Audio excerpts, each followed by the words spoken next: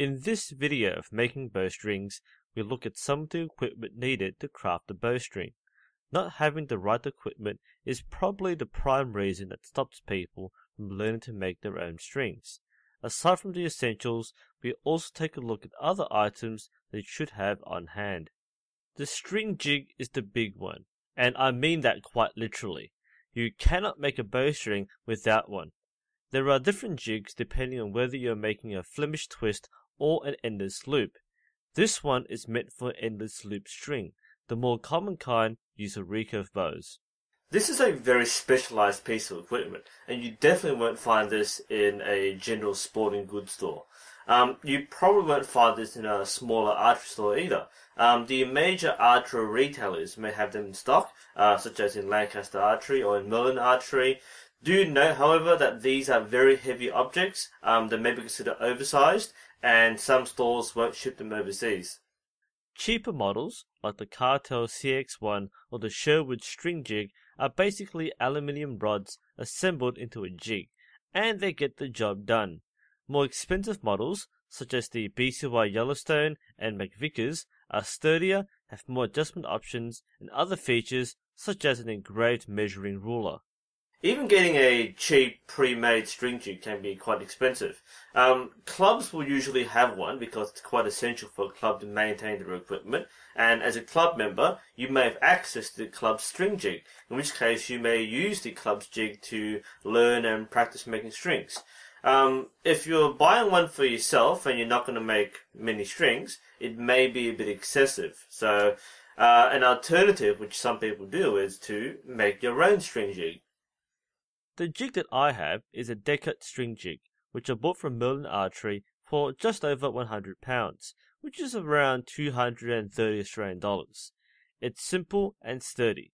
However, Decked is a Chinese company, and the instructions that come with it are garbage.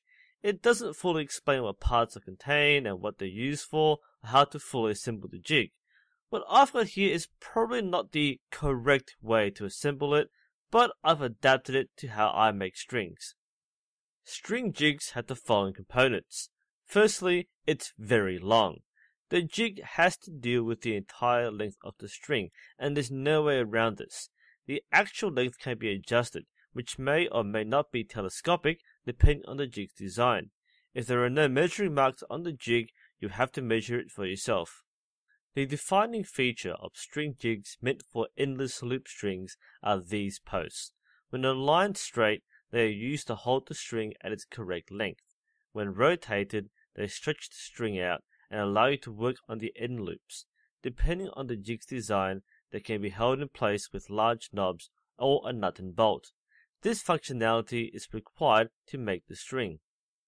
Of course, you require the material to make your strings. There are two things you need: string material and serving material. I'll go into more detail for these in a different video. The other specialized tool that you need is a serving jig. Lots of companies make their own serving jig, and they're all very similar.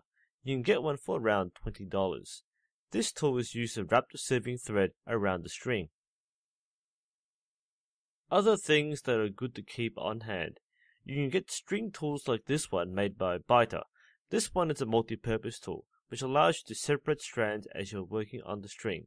This is really handy if you're working on a multicolored string.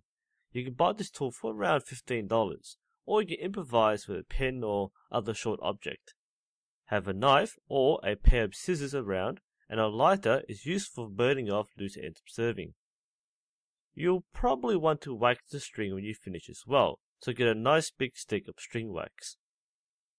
That's pretty much all you need. If you're thinking about the financial cost, the only really big thing on the list is the string jig. Aside from that, all you need is string material, serving material, and a serving jig, and you're good to go. Anyway, hope you found this helpful. Check my other videos on string making for more information. Thanks for watching, and I'll see you next time.